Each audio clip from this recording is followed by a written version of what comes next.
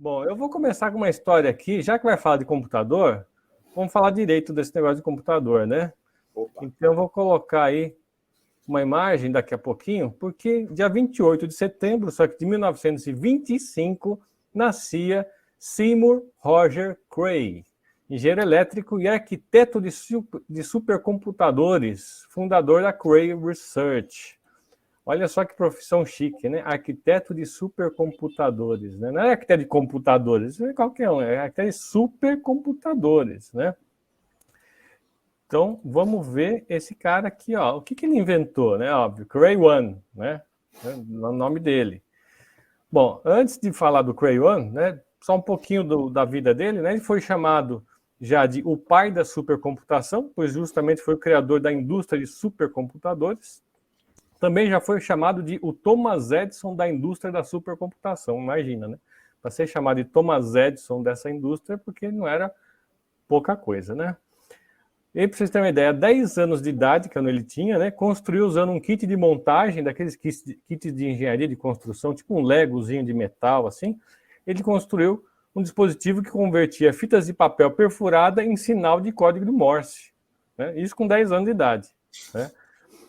Os caras com Lego fazendo casinha, né? Ele fez um... Deve ser o princípio da caixinha de música, né? Que tem aquelas bolinhas cheias de... Deve ser, uma coisa assim. Ele lia a fita lá de um jeito e convertia em código Morse do outro lado.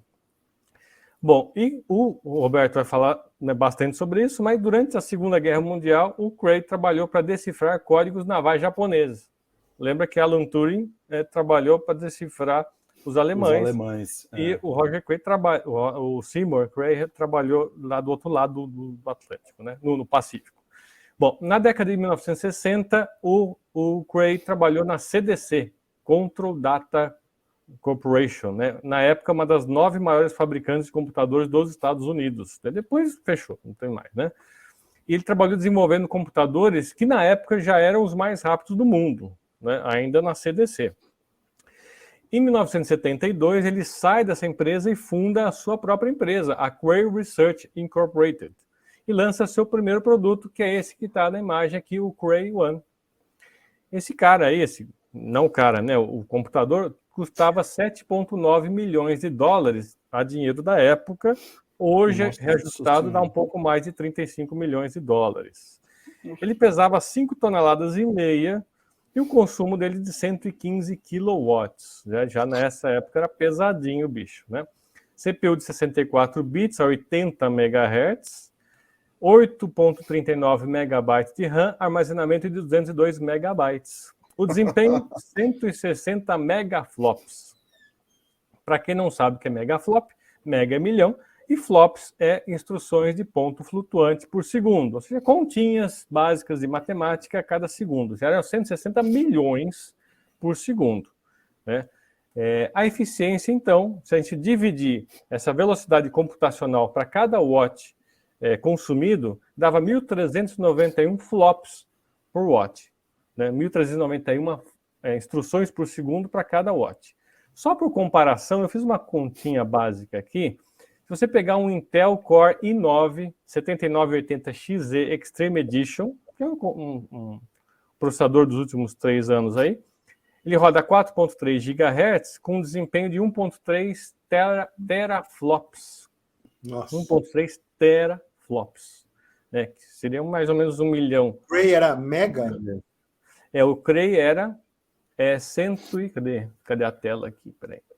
Era megaflop, né? O Cray era 160 megaflops. Era o mega, giga, tera. Então, hoje é 1 milhão de vezes mais rápido. Não, era 8 mil, né? Porque era 160 megaflops. Então eu fiz a conta, dá 8 mil. 8 mil vezes, né? Tá. Mais rápido que o Cray 1. Só que tem um detalhe, né? O chip, não a computador que usa esse processador, mas o chip consome 200 watts. Né? Tudo bem, né? Voltando ao Cray, né? O primeiro cliente desse Cray One foi o Centro Nacional para Pesquisas Atmosféricas, o NCAR, que ficou em uso desde 77 até 1989. O sucessor do Cray One foi o Cray XMP, ou XMP, em 1982. Esse ainda é o Cray One, tá? É uma foto sozinha do Cray One. A gente mostrou uma foto parecida com essa alguns remotes atrás. Aquele azulzinho que está no meio é um monte de fio. São quilômetros de fio para interligar tudo. Isso eu lembro. Já o Cray XMP é o mais bonitão, né? Azul, amarelo, tá? Mudou a cor. Foi lançado em 1982. Foi o primeiro computador com capacidade de multiprocessamento, por isso MP, né? E esse já tinha 5 vezes mais velocidade, 800 megaflops.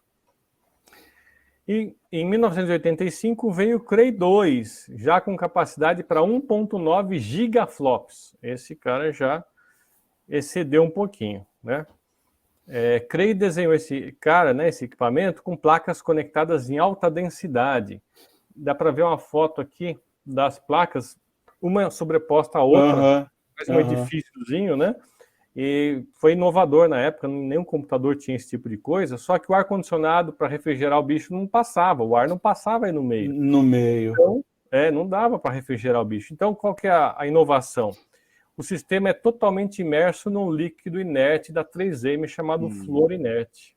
Nossa. Para poder refrigerar. Então, foi refrigeração líquida direta nos chips, que está voltando hoje nos data centers de alta densidade, mas não é com flor inerte, porque esse tinha muito problema com camada de ozônio, esse tipo de coisa, né? Só como curiosidade, não sei se vocês viram o filme Segredo do Abismo. Lembro. Eu vejo um tempinho, né? Tá aqui a The Abyss, né?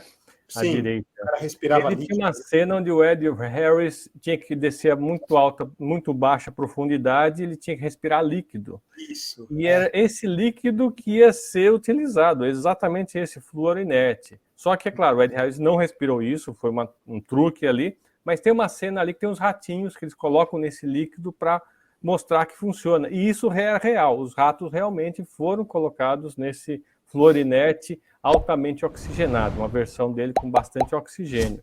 Então essa cena dos ratos foi real dentro desse líquido, mas não a do Ed Harris, né? Bom, continuando a história, né? Em 96 a Silicon Graphics adquiriu a Cray Research por 740 milhões de dólares. E em 2000 a SGI vende essa unidade para a Terra Computer Company, que muda o seu nome para Cray Inc. Então, olha só que loucura, vai para lá, vem para cá, né? E ainda em 2019, a Cray Inc. é adquirida pela HP Enterprise por 1,3 bilhões de dólares. Então, olha só, passa de um lado para o outro, cada vez que passa, vai crescendo o valor dela, né? E a Cray ainda está fazendo com supercomputadores, né? O mais potente supercomputador que a Cray desenvolveu até o momento é o LUMI. O LUMI foi inaugurado agora, esse ano, em junho deste ano, lá na Finlândia. Ele é o mais rápido da Europa toda, né? E é o terceiro mais rápido do mundo. Ele tem um desempenho pico de 214 petaflops. Já estava falando de gigaflops, não. De giga vai para tera e depois vai para peta, né? São 214 petaflops.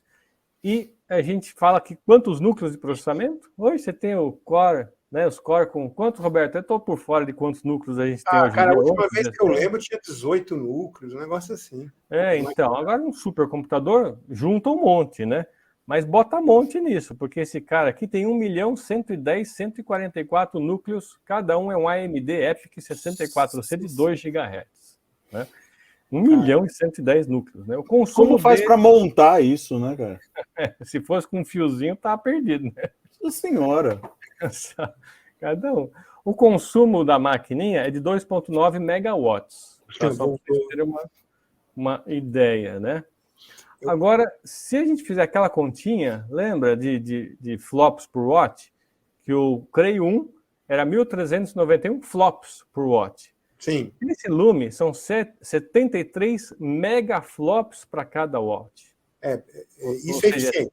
A eficiência aumentou 52 mil vezes em relação ao Cray 1. E se você pegar a lista dos supercomputadores mais potentes do mundo, para quem quer a dica, o site é top500.org. Lá eles, a cada 6 meses, publicam a lista dos 500 computadores mais rápidos do mundo, os mais potentes. E eu baixei ontem a lista. Desses 500 mais potentes, 56 são da Cray. Mais de 10% são fabricados pela Cray. né? Bom, e para finalizar aqui a minha história, né, falar um pouquinho de novo do Cray, né, do fundador da Cray Research. Ele praticava esportes com esqui, windsurf e tênis, né? Além de tudo, era esportista, né? Não profissional, obviamente, né? Mas por hobby, né? E o passatempo dele, que era engraçado, é cavar um túnel sob a sua própria casa. Não sei por quê, ele cavava um túnel embaixo da casa. E engraçado que ele atribuía o segredo do seu sucesso a visitas de elfos enquanto ele trabalhava no túnel.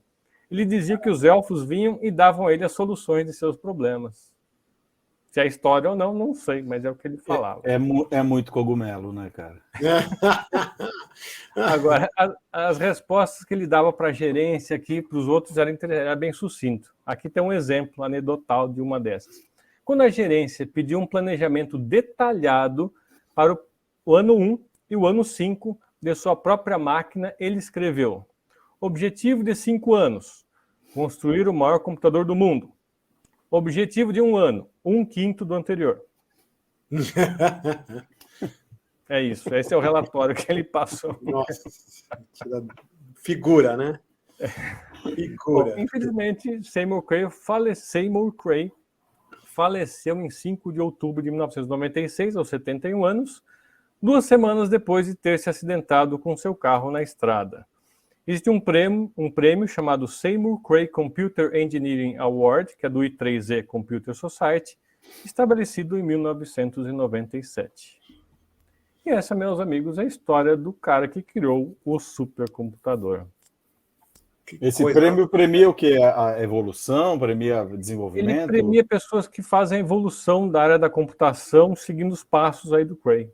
Pessoas que contribuem para a supercomputação. Aí tem o prêmio anual aí do cara que faz contribuições nessa área, né? Legal. Muito bom, muito bom. Não tinha ideia, não. Para mim, Cray era alguma coisa que tinha se perdido no tempo, mas não sabia que estava ativo, não. Pois é, e hoje é da HPE, né? Inclusive, esse Lume aí é da Finlândia, foi entregue pela HPE.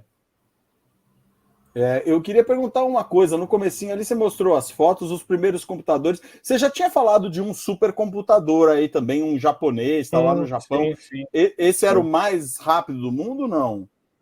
Então, esse Lume, ele estreou agora e ele estreou já em terceira posição, porque ao mesmo tempo estreou o Frontier, que já é acima de 1 exaflops, e ele... Se não fosse o Frontier, ele ia ficar em segundo, porque tem um japonês Fugaku, que ainda é mais rápido que o Lume. Isso, você falou desse Fugaku aí.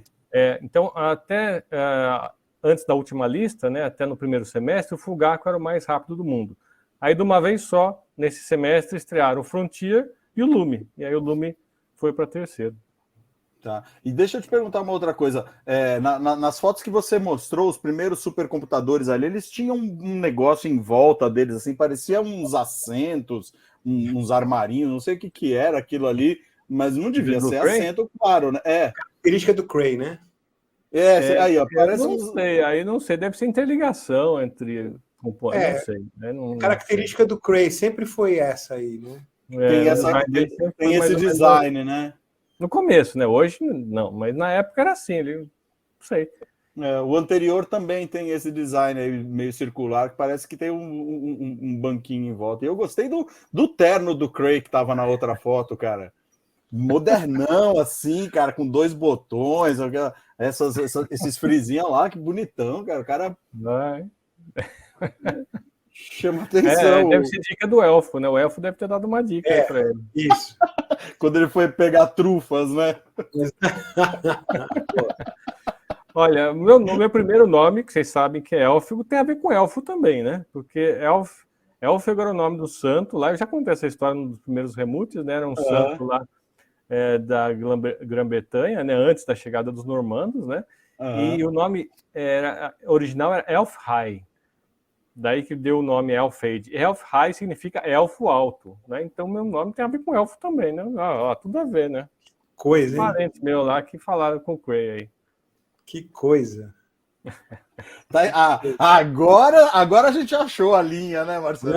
a linha, conseguimos. Da onde veio? sem forçar nada, mas tudo bem.